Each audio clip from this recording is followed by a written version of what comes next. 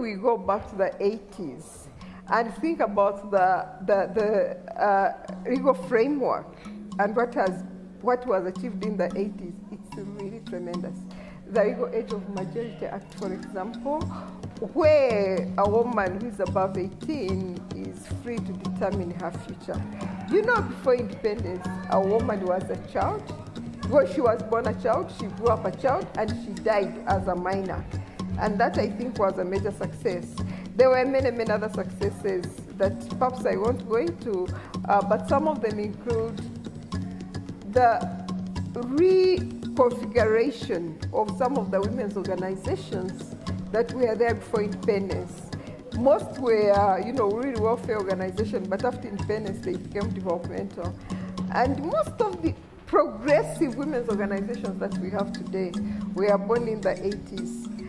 The challenges remain in the sense that there is another generation that we have today, and this generation is confronted with economic reality of the day.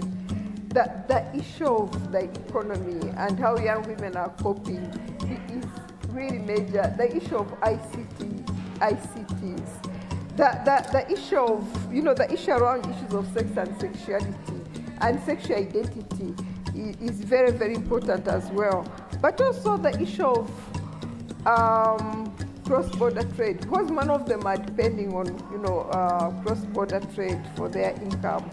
So we've got many issues that young women are facing that perhaps women of my generation faced, but in a different kind of way.